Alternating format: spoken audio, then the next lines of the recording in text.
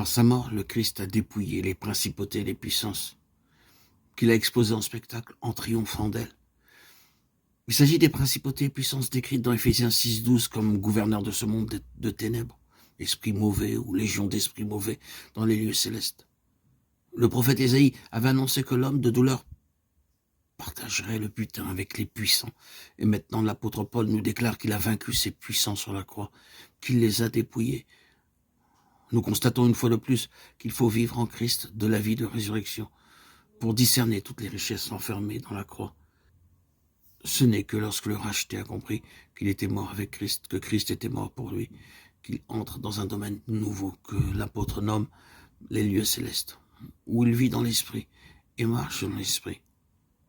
C'est alors qu'il réalise l'existence de ces puissances de ténèbres que ne connaissent pas ceux qui sont charnels et se conduisent à la manière des hommes. 1 Corinthiens 3,3. Ces légions d'esprits mauvais, ces puissances de ténèbres sont donc intéressées à ce que les enfants de Dieu ne puissent comprendre la prédication de la croix, à ce qu'ils ne puissent pas saisir toutes les richesses qu'elle recèle pour eux. Elles sont intéressées à ce que les rachetés ne pénètrent jamais dans ces régions spirituelles où les yeux s'ouvrent sur toutes les séductions de l'adversaire, où l'on découvre que ce n'est pas contre la chair et le sang qu'il faut combattre, mais contre les légions d'esprits mauvais. Éphésiens 6,12. C'est pourquoi le grand ennemi des âmes s'attaque sans relâche à la prédication de la croix. Il mobilise toutes les puissances de l'enfer pour empêcher le racheté de comprendre l'étendue de la victoire du calvaire sur lui et ses légions. Que de chrétiens qui, dans les premières étapes de leur vie chrétienne, se laissent persuader par l'adversaire de sa non-existence.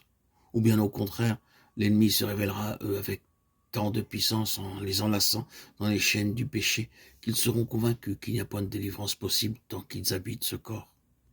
D'autres discerneront l'ennemi, mais le combattront avec des âmes charnelles, armes bien inutiles contre un ennemi spirituel. D'autres, remplis des meilleures intentions, travailleront à la conversion des foules, s'appuyant sur des moyens humains qu'ils s'imagineront appropriés à leur siècle. Mais l'ennemi se rit de tout ce qui n'est pas le message de la croix, prêché par des messages remplis de l'Esprit Saint et crucifiés avec leur Seigneur. La croix est l'unique puissance de Dieu pour le salut des âmes. Quoi d'extraordinaire ce que l'ennemi la haïsse et n'épargne aucun effort pour annihiler son message. Pour empêcher que ce message soit compris, que les chrétiens en saisissent toute la portée, toute la puissance. Au jour du Christ, lorsque le Seigneur foulait le sol de la Palestine, Satan s'est constamment employé à essayer de détourner le Fils de Dieu du chemin de la croix.